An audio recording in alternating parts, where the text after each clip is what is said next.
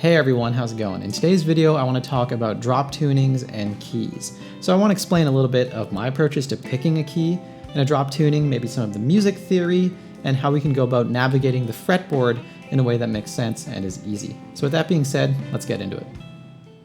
In today's lesson, I'm tuned to drop C. So what that means is I've taken standard tuning, or EAD, GBE, and I've taken the low E string and just down-tuned it to the note C to give me this sound here. So when we're picking a key, it's very much like my approach in standard tuning would be for any key here. We want to think about our open notes and the relation to the keys that we might play in so that we can best utilize these open notes or take advantage of them. So in a genre like math rock or Midwest emo, typically we really like to center ideas around maybe 1, 4, or 6. So when I'm thinking about this open C note here and what I can do with it, I want to think about a key where it's maybe the 1, the 4, the 6. So the most obvious answer for a key would be something like the key of C major, since this would be the root. And if I was to play some noodles in the key of C, you can kind of hear how just having that open C drone provides that really nice support and color. So if I just kind of like noodle around with that open C, I can make these like really nice sounds, really nice chords and stuff like that, where that C is really supporting what it is that I'm playing. And so you can see that there's some harmoniousness to it. Now another example would be the key of G. So if we look at the notes of the key of G major, we have G, A, B, and C. So C is our 4 chord in the key of G, and if we're playing math rock, Midwest emo, shoegaze, post-rock, indie, you name it, those kind of styles often have a lot of ideas that start with 4 or sort of emphasize that sound. So picking a key that has C as our 4 chord, in this case G, makes it really easy to get that aesthetic pretty much on command. So here's an example riff where I'm just ringing out this open C, but I'm in the key of G, and it sort of creates this C chord sound.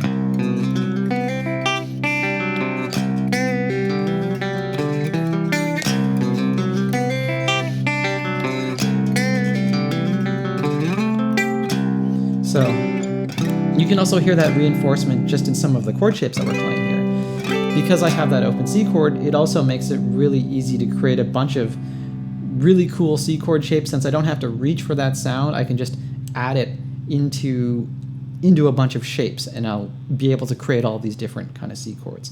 So once again, picking a key that really allows you to use the note C as your 1 or your 4 is a good starting point. Now, maybe one last key example would be the key of C minor. So again, if we reinterpret the C here and maybe play it relative to the key of E flat,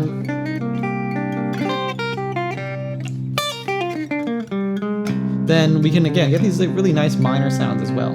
So it's the same kind of concept where you're thinking about utilizing that C note, but now you're using it to reinforce a minor tonic instead of a major tonic. And in terms of thinking about this maybe from a mapping perspective on your guitar, it's really quite easy to play in a drop tuning if you just think about all of the same scale patterns that you've already learned previously, and you just use those in order to play. So when I talk about the key of C, in terms of scale patterns, the rest of my guitar is still exactly the same. So it's sort of easy when you play a drop tuning to kind of freak out and forget everything that you know. But if you just sort of step back for a second, you can just think about what you've already got and utilize that. So again, if we're playing in the key of C, we can use all the same scale patterns that we've used or learned previously.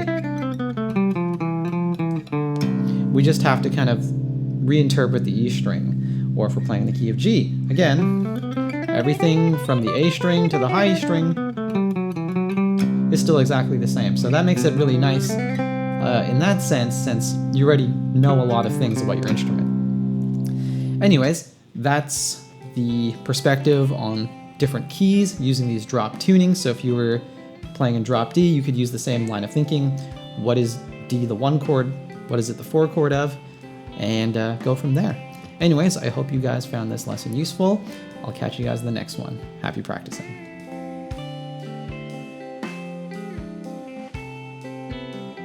Okay, so a little bonus content for those of you who've stuck around to the end of the lesson here. I just want to explain where I've been for the past few months, since this is the first time you've actually heard from me for a while. So I basically injured my pinky finger here playing roller hockey, like way back in at the end of June. So I sort of hyperextended it while playing, and I've always had hand injuries.